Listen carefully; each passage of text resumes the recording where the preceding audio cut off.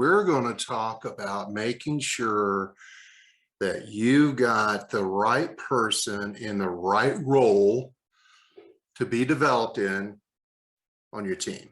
So it's the old business saying is right seat on the bus.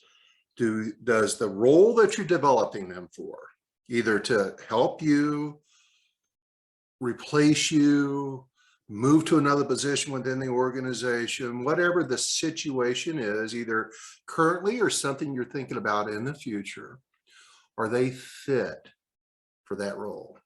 Do they have the strengths, the traits, the passion, the aptitude to fit that role or fill that seat properly? Does the role fit their strengths? I can tell you, I was good, if not great, at a lot of things in my management career. And there was things I was very weak at in my management career. But what I learned to do is surround myself with my weaknesses. Whatever I was good at, I got to spend all the time I wanted to on that. And I was very good at that. But where I was weak, I found people who were better than me. And I was really okay with that. And put them into that position to help me build my company, build my team, and build other people underneath them eventually. So identify their strengths, make sure they have a passion around whatever position, including your own, that you're developing them for. If they have a lot of potential or opportunities, make sure that you're identifying those, discussing those, and begin pulling those out.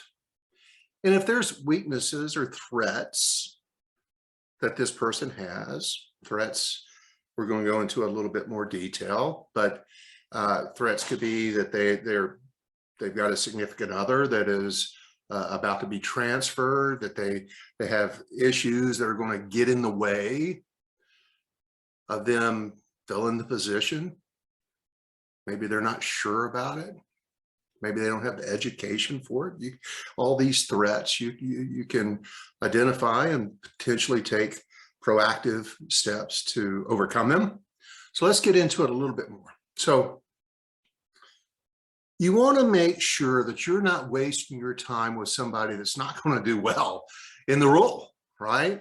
And so you've got to stop and think, what does this position require in the way of those traits or others that I talked about? One of the things I didn't list previously was attention to detail. That was one of my weaknesses that I had to make sure I surrounded myself with on my team, because then I could develop them to fill the gaps in my shortcomings around attention to detail. For example,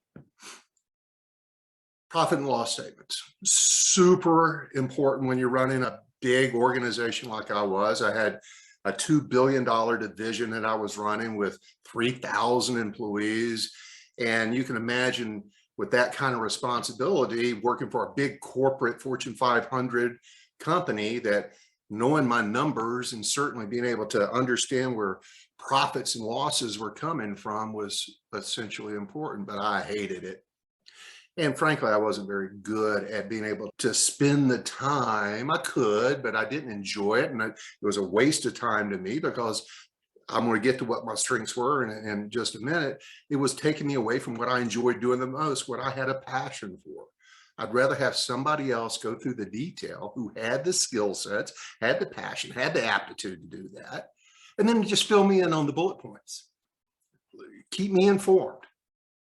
So I didn't waste a ton of my time doing something I didn't want to do, that I wasn't very good at. And they can keep me educated. That's pure art of delegation. Win. But from an accountability standpoint, that's that self-accountability on the areas in which this person's going to be responsible. Are they going to be accountable for it? Do they have the strengths and the passion around being accountable for that? Can they do it? Will they do it? And self-accountability as a trait is 100% essential to whomever you're going to be developing. But make sure they're going to be a good fit. If you're looking at them from a leadership role and they happen to lack leadership ability, well, maybe they need to be working on just filling in, taking on responsibility where they're not leading people, that they're just managing processes or data crunching or working on analysis of information, which in many organizations is, and for managers, is very important. So don't waste your time trying to develop someone into something that does not fit who they are, and making sure that from a self-accountability standpoint, that this is an area that they're going to own. So that's secret number 2. Number 3, and this is my favorite one. This is, of all the things I did well, this is the thing I did best in my corporate career. And if you look at my bio, I retired from the corporate life and I started my own business. And I started a business, surprisingly, that you're participating in right now, because this is my passion: mentoring and helping develop managers to a level of which they wish to attain. I'm really good at this. I spent an exorbitant amount of my time doing this. I was highly successful in every organization I worked with because I loved doing this. And I love doing this because I got a ton of recognition. I got a ton of self-satisfaction. And this is a secret: I had to work less. I didn't have to work that hard if I spent my time, an extra amount of my time. I devoted the right amount of my hours during the course of a week and a month on developing my people. In fact, I used to spend every Friday from 8 a.m. to 4 p.m. every Friday, 4 or 5 weeks a month, mentoring individuals on my team. And the result of that was my region, my division that I was responsible for, not only had for 10 straight years, the highest organic year-over-year sales growth of all of my competitors, all my peers, saw it every single year, the most organic year-over-year sales growth. And we promoted 25 regional vice presidents.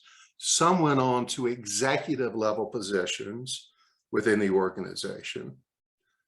And it all stemmed from my devotion, my love of developing people. And oh, by the way, again, I'm essentially a fairly lazy guy. I'm all into working smart and not hard. I found out early in my career, if I did this really well, that I was hugely successful, my team was hugely successful, and I didn't have to work as hard as some of my peers, because I was letting loose of my responsibility and training others to take over. And sometimes they did it better than I could. I knew it well, but they sometimes could do it better than me. Most importantly, I didn't have to do it. So I could go enjoy my life a little bit more. That's what advanced me to the levels of success throughout my career, is my attention to developing team members and mentoring my direct reports. It's something I enjoyed, but I learned the steps that I'm going to share, not only in this secret, but when you get to the coaching course, you're going to get even more secrets out of this. So let's get into it. Enough of that. Mentoring, what is it? Mentoring is the act of being an advisor, a counselor, a guide, if you will, in supporting your team, giving them regular feedback on performance. What are they doing well? What are they doing okay? What do they need to improve in? And as I will share with you in future courses, this concept of giving regular feedback is the rocket fuel to your growth as a manager, and the most important contribution you as a manager could be making to not only your team members, to your company. Taking the time, committing it as a mindset that I'm going to be giving regular performance feedback. There's a whole course later on on performance management. And that's not just about writing people up, although it includes that. There's a whole course on coaching people because it's so important to the success of you and your organization. So it's mentoring, as you may have already mentioned, is being their guide, being their counselor and their advisors, not telling them what to do, but helping them build their thinking muscles to figure it out on their own.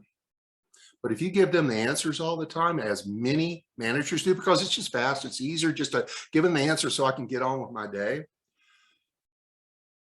So many managers do that. And I learned early on is the worst thing I could be doing. Yeah, it's very efficient, but it's not very effective long-term. And understand that difference between efficiency and effectiveness. What comes quickly and easily isn't always the long-term building solution for your team, your company, and most importantly, your career. If you take a little extra time and do things effectively, which is this mentoring concept, it makes all the difference in the world in your team's success. So you're a guide, you're helping them build their thinking muscles, their problem solving, their solution muscles, and you're avoiding giving them the answers. You are not mentoring if you're directing, instructing, commanding them. People learn by doing. They don't learn by watching you. They don't learn from you telling them what to do. They learn from getting enough information and certainly the time to go practice it. And then it's committed to their memory, their muscle memory, and that's building their strengths intellectually. Do not use language in your mentoring role. And yes, there's absolutely times you got to be the manager and telling people what to do. I am not telling you that you need to abandon telling people what to do. That's not what I'm saying. There's a time and a place for that. But in this mentoring and development role, you got to stop that.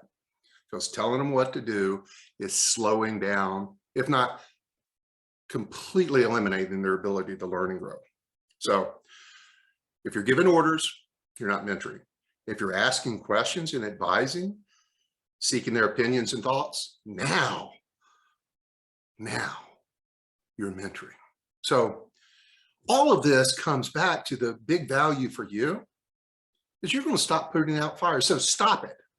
Stop putting out fires that are coming to you like a machine gun throughout the course of your week. Stop solving problems.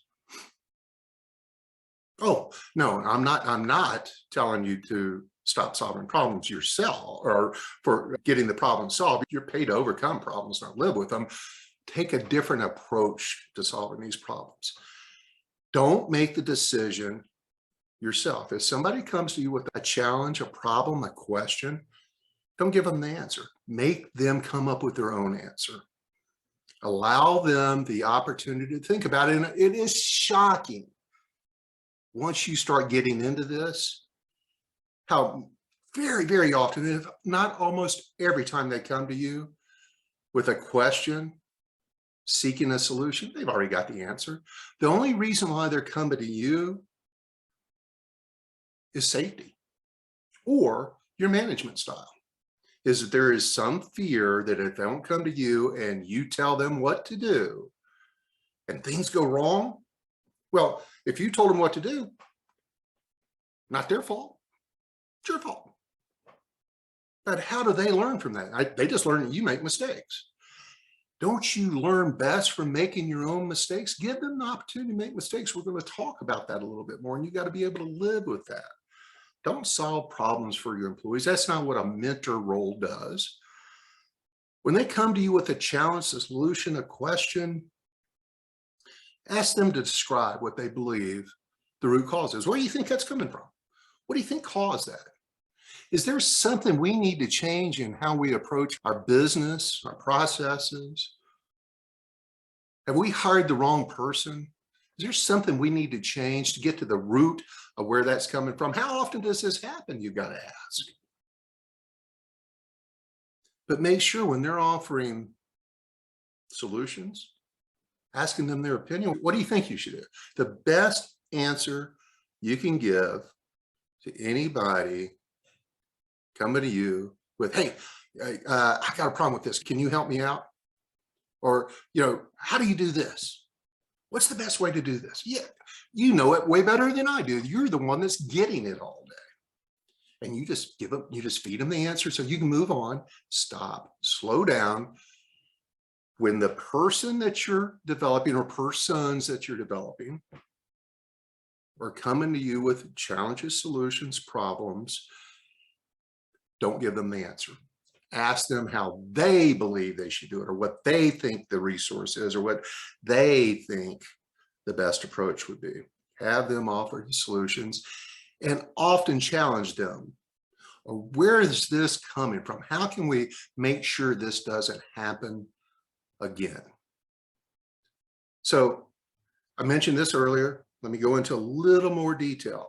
They're going to make mistakes, and you got to be willing to embrace some mistakes. If you're somebody that is way too controlling, afraid of making errors, things going wrong, you're going to be challenged in being a mentor, and you're going to slow the growth of your team and your organization. You've got to take a bit of a risk and be willing to accept that when you delegate, you start assigning some of your duties, your responsibilities, and giving others the opportunity to begin performing that.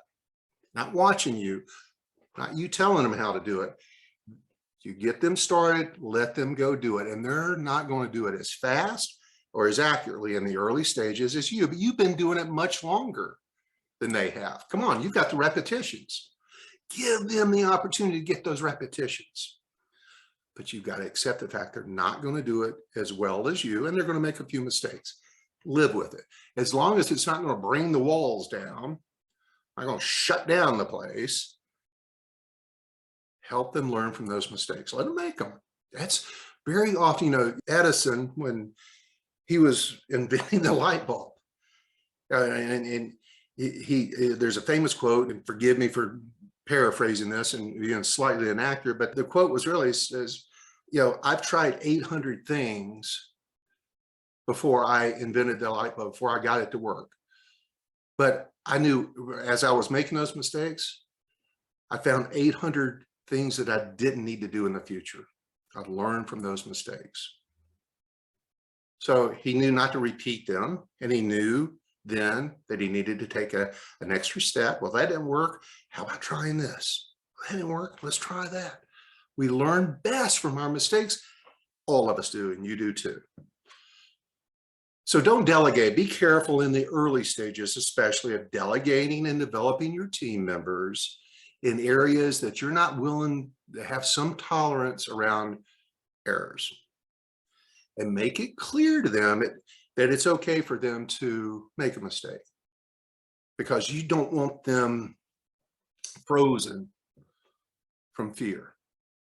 They make a mistake, you've got to make sure that you do not react in a way that's going to prevent them psychologically from trying it again. You've got to be supportive. And the response with the mistake is, okay, that didn't work. What do you think went wrong? What do you think you needed to do differently? What did you learn from that? How are you going to do this in the future to make sure that doesn't happen again? That's how you mentor folks. Again, you're building that thinking muscle.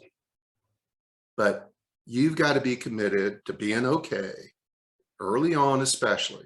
They'll get better with repetitions. Again, we learn by seeing, hearing, and doing. You put those three together, but it's doing. 75% of their learning comes from doing. You got to give them the repetitions. Let them start doing it, and they're going to get better and better and better. And if they don't, well, listen, that's one of those learning lessons for you. They weren't the right person for you to delegate that particular responsibility to. So you move on. You find something else they can do, or you found out that this person isn't somebody that's capable of filling the role. So we'll wait and find somebody else, or wait for something else for them later on. But be willing to accept some errors, help them learn from them. So encourage them to always come to you for advice, not for answers. Advice, not answers. Let them know that you expect for them to learn from your experience and from their own experience. And when you're giving advice, you're not answering the question for them. When you're giving them advice, you're counseling them. Tell them, hey, let me put on my mentor hat for a minute. I'm not avoiding your question. Let me put my mentor hat on. Let me work with you on this. What do you think you should do? How have you seen that done in the past? Who else do you think knows how to do that that you can go learn from? Start asking these really good questions for them to go build that thinking muscle. Say something like, rather than tell you what to do, let's just discuss the situation. And I got to tell you, it is awesome. Awesome. I've seen this happen so many times. It's countless, that they can come up with a solution. And the only reason why they haven't come up with their own solutions in the past, haven't had the opportunity to. You've kept it bottled up. Or you're working in a culture that doesn't allow that. Let's loosen that up a little bit. So, but however, if they can't come up with a solution, if they're really struggling with the answer, tell them, hey, I'm going to take off my mentor hat and I'm going to put on my manager hat and I'm going to tell you what to do. Let's discuss what you learned from this, how you're going to do it in the future, so I can put my mentor hat back on and develop you. So, you know, these are my terms. You use whatever terms you want to, but let them know when you're stepping out of one role and into the other, from manager to mentor, so that they know that you're there to help them be better at what they do. And you do that by asking really good, open-ended questions.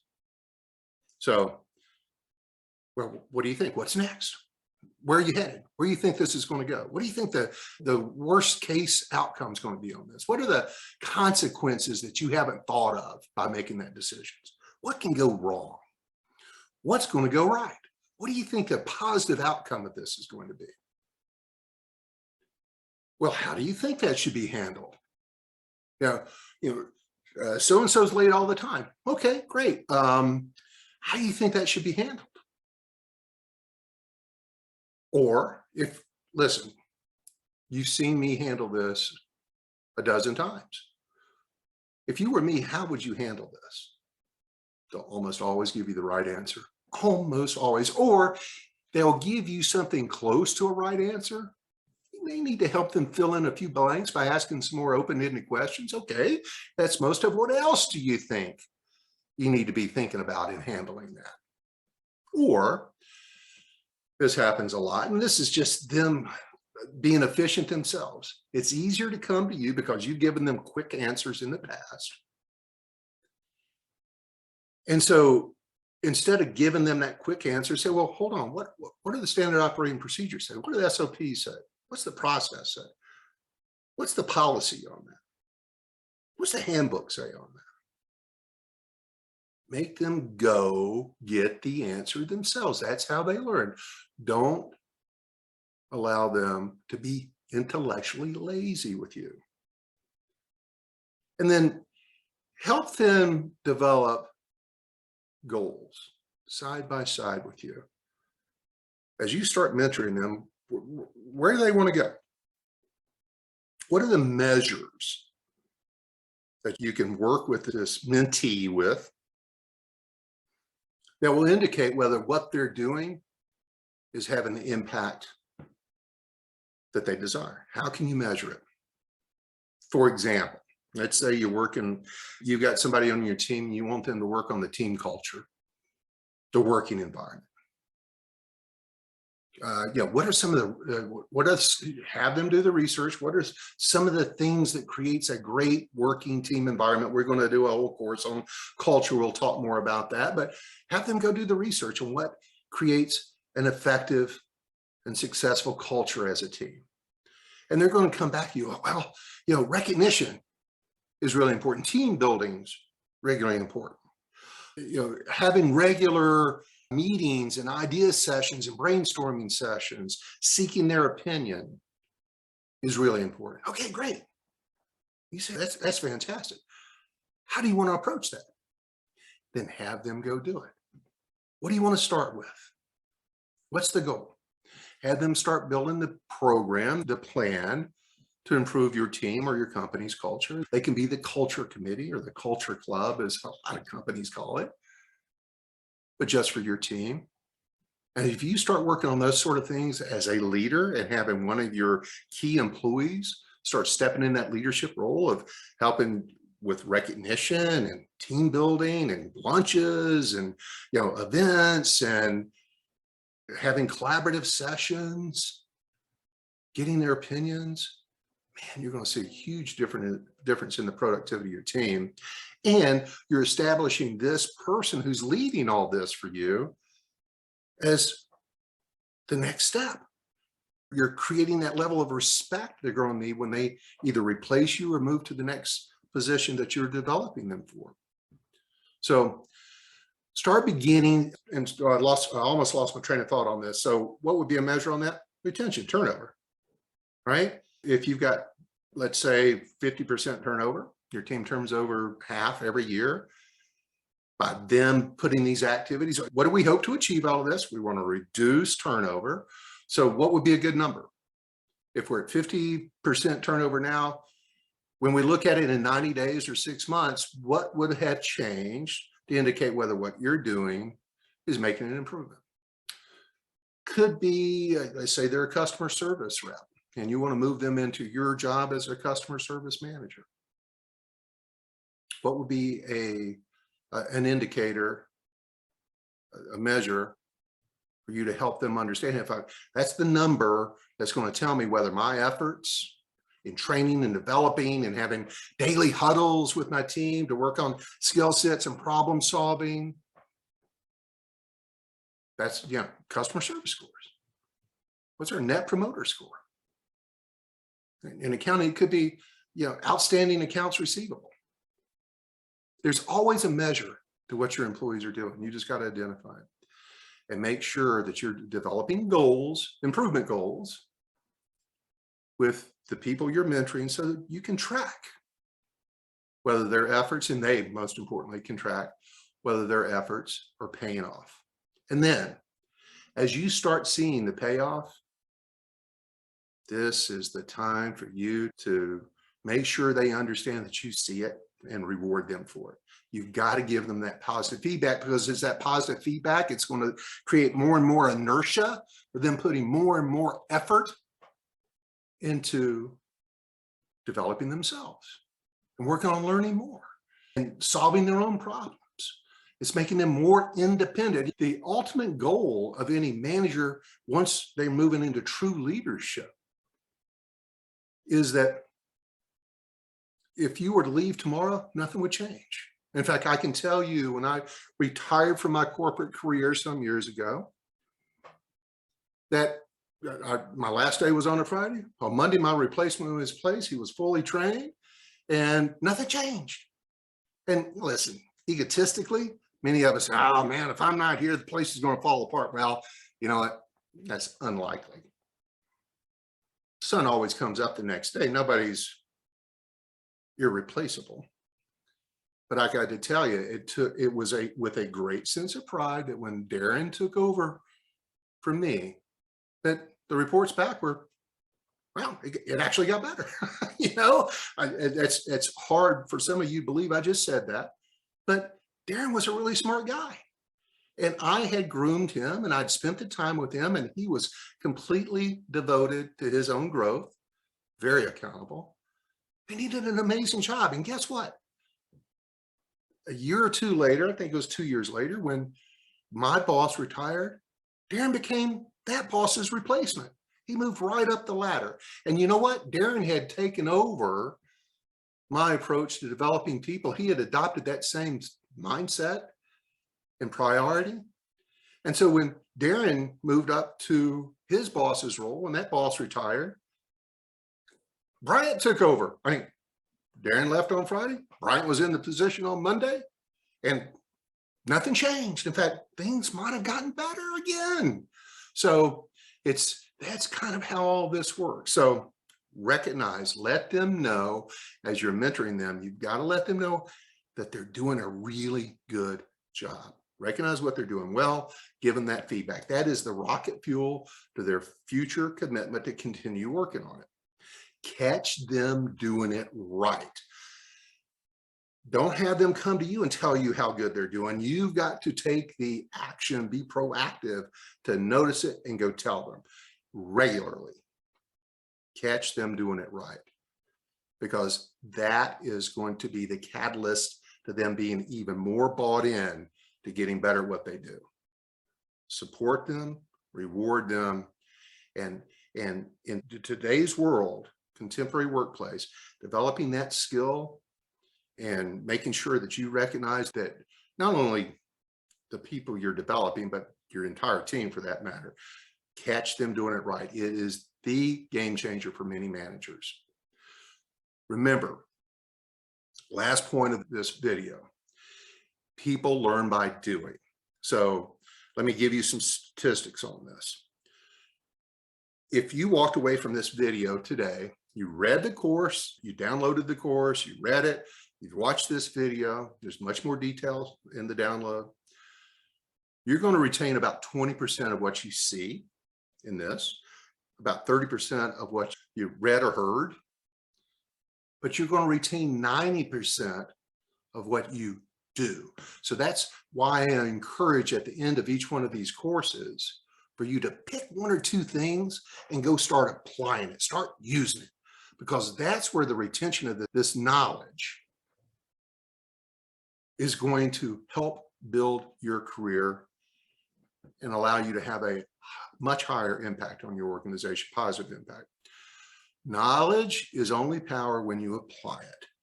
Knowledge has no power unless you can hang on to it. And you hang on to it, retain it, if you go and start using it. And when involving experiential learning along with your advice, so they're out there doing it, you're giving them advice, you're giving them feedback, you're helping them learn from their mistakes. That's how they're going to learn. That's how they're going to get better. But it takes a commitment from you to following these acts. The more you can replicate, allow them to do things in real life, you give them the true responsibility, the more likely they are to get really good at it in time. So all of some of my most passionate areas were in that part of mentoring. Something I'm proudest of. I made a lot of money off of it.